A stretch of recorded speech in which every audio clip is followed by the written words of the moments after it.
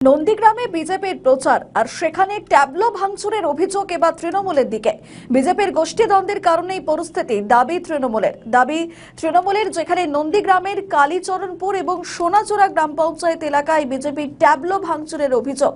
বিরোধী দলনেতা শুভেন্দু অধিকারীর নির্দেশে তৃণমূল কংগ্রেসের উন্নয়নের পাঁচালীর পাল্টা ট্যাবলো এবার বের করে বিজেপি। এবার সেই ট্যাবলো ভাঙচুরের অভিযোগ উঠল বিজেপির কর্মী সমর্থকদের বিরুদ্ধে। বিজেপির গোষ্ঠী কন্দলের ফল দাবি তৃণমূল কংগ্রেস নেতৃত্বের। নন্দীগ্রাম বিধানসভাতে ভারতীয় জনতা পার্টি একেবারে গোষ্ঠী দ্বন্দ্বে জর্জরিত। গোয়াল ঘরে এতই গুতগুতি, তৎকাল বিজেপি নেতা শুভেন্দু অধিকারীকে এখানকার আজই বিজেপির কোনো কার্যকর্তা রাজনৈতিকভাবে মানতে চাইছে না। এই চরম সত্যটা শুভেন্দু অধিকারী কিছুতেই মানতে পারছে না।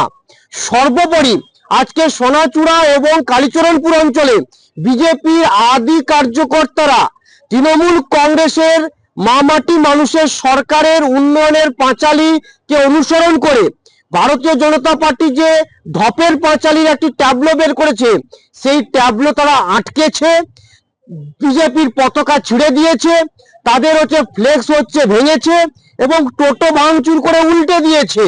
সর্বোপরি আগে শুভেন্দু অধিকারীকে বলবো, সোনাচূড়া, গোকুলনগর, কালীচরণপুর, ভেকুটিয়া, নন্দীগ্রাম, হরিপুর সামলান, তারপর আপনি সারা বাংলা সামলাবেন।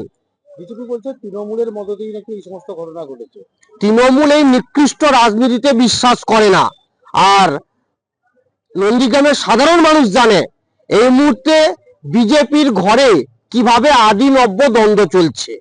বিশেষ করে আমরা সূত্র মারফত যা জানতে পাচ্ছি, কোন এক আদি বিজেপি কার্যকর্তা যিনি পঞ্চায়েত সমিতির কর্মাধ্যক্ষ, তারই মদতে নব্য বিজেপি দ্বারা বের করানো ট্যাবলের উপরে হামলা চালিয়েছে।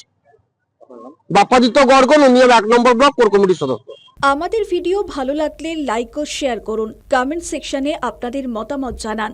আরও ভিডিও পেতে আমাদের চ্যানেলটিকে সাবস্ক্রাইব করুন এবং প্রতি মুহূর্তে খবরের আপডেট পেতে প্রেস করুন বেল আইকন।